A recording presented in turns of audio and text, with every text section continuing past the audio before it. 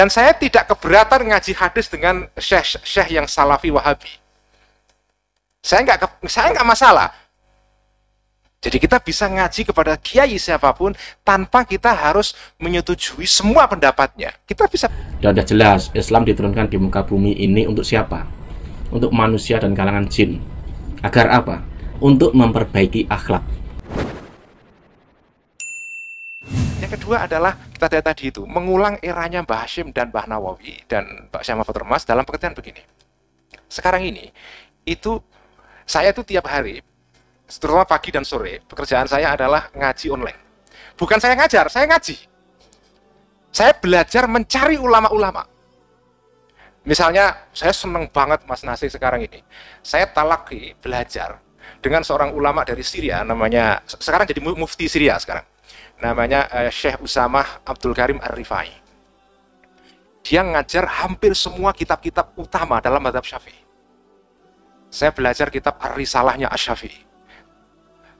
Dia membaca Ar-Risalah, Minhajut Thalibinya An-Nawawi dibaca, kemudian kitab usul fikih ya dibaca semua.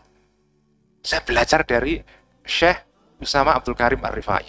Saya belajar kitab Jam'ul Jawame' dan Al-Mustasfa dari Kiai Afifuddin Muhajir dari Mahat Ali di Situbondo.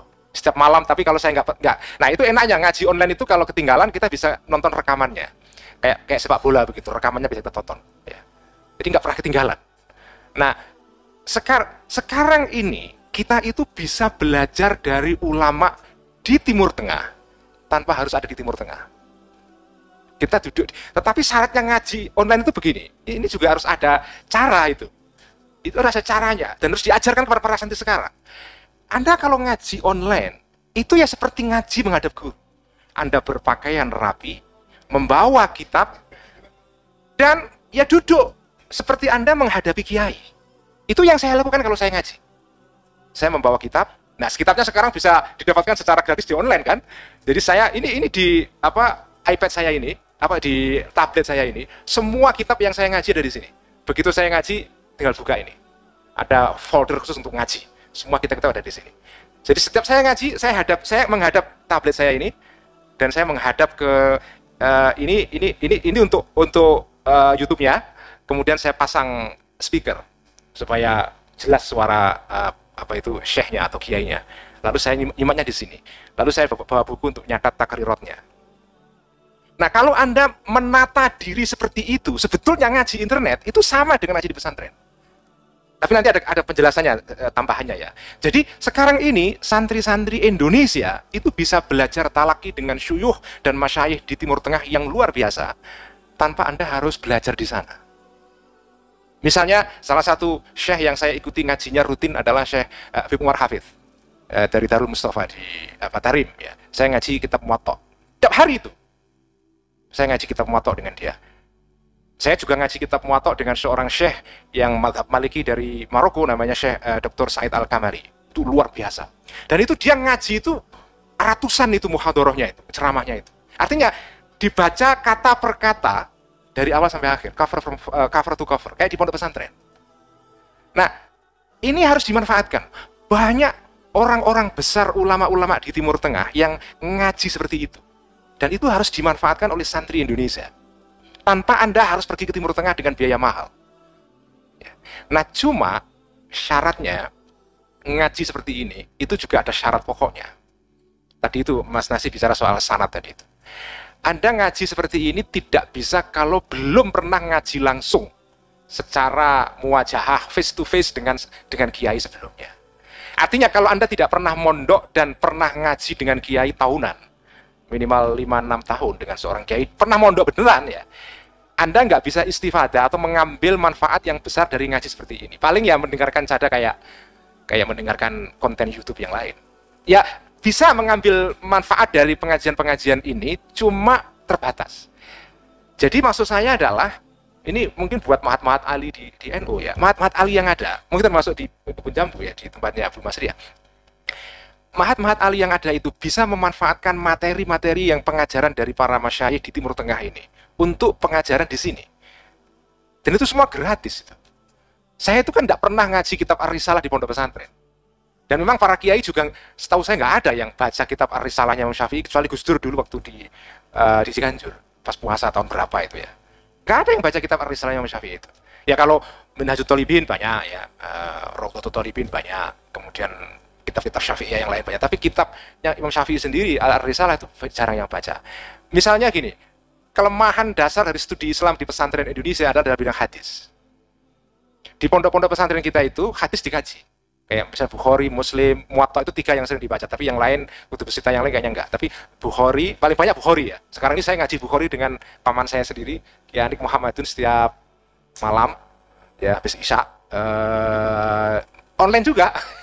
Online juga saya ikuti begitu. Ngaji Bukhari. Cuma kelemahan kiai-kiai Jawa dalam studi hadis adalah, memang kiai Jawa itu kekuatannya dalam bidang fikih dan ilmu alat, terutama nahwu sorof. Karena itu kalau kiai Jawa ngaji hadis, itu biasanya keterangannya tidak cukup mendalam.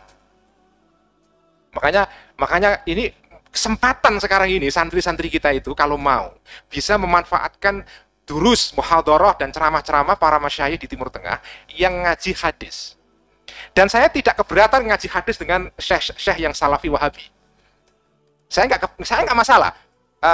Ada seorang ulama Mesir, seorang salafi dari Kairo ya, bukan dokter, dia syekh, namanya lupa saya ngaji mustalah hadis, ngaji Bukhari dan seterusnya dengan dia melalui YouTube terutama ya. Saya nggak masalah, tapi kan ya sebagaimana prinsip saya begini kan, kita itu bisa ngaji kepada kiai siapapun asal dia memang ilmunya ada sanadnya ya. Tetapi kan kita tidak harus sepakat kepada semua yang beliau katakan. Jadi kita bisa ngaji kepada kiai siapapun tanpa kita harus menyetujui semua pendapatnya. Kita bisa berbeda pendapat. Wong ayah saya sendiri juga beda pendapat dengan gurunya sendiri. Santri-santrinya Mbah Maimun ada juga yang beda pendapat dengan Mbah Maimun. Itu tidak masalah. Cuma kan ada adab, ada tata krama dalam berbeda pendapat dengan para kiai. Itu yang harus kita jaga. Tapi kita tidak harus sepakat semua. Tetapi saya bisa mengambil manfaat dari ilmu yang luar biasa ini. Jadi menurut saya, sekarang ini kita bisa kembali menyambungkan silsilah pengetahuan ulama Nusantara dengan Timur Tengah yang dulu itu pernah tersambung dengan erat sekali pada generasinya Mbah Hashim dan sebelumnya. Putus gara-gara pemerintah Wahabi berkuasa di Saudi Arabia. Baru nyambung kembali ketika ada beasiswa belajar di Timur Tengah. Tetapi beasiswa ini kebanyakan untuk membiayai sekolah di perguruan tinggi modern. Bukan untuk belajar dengan sistem tradisional. Padahal menurut saya, kekayaan ilmu Islam itu kebanyakan ada di kiai-kiai yang ngajar dengan sistem bandungan itu. Yang di perguruan tinggi itu hanya sebagian saja itu. Anda kalau mau mencari ilmu yang betulan warisannya dari para ulama kita dulu, itu ya yang di pondok itu. Kalau yang di IAIN itu ya ada, cuma lain, itu jenis ilmu yang lain. Saya menganggap ilmu dirosah Islamiyah yang diajarkan di IAIN itu jenis yang lain. Jadi kalau mau, itu adalah kita belajar dengan para kiai, para masyayikh, dengan sistem talaki atau bandungan seperti ini. Dan sekarang, itu dimungkinkan kembali karena adanya teknologi digital. Cuma, ya tadi itu, memang kita harus, ada segi negatifnya juga kita belajar seperti ini, yaitu, kadang-kadang kan para masyayikh Timur Tengah itu punya pendapat yang sesuai dengan konteks Timur Tengah.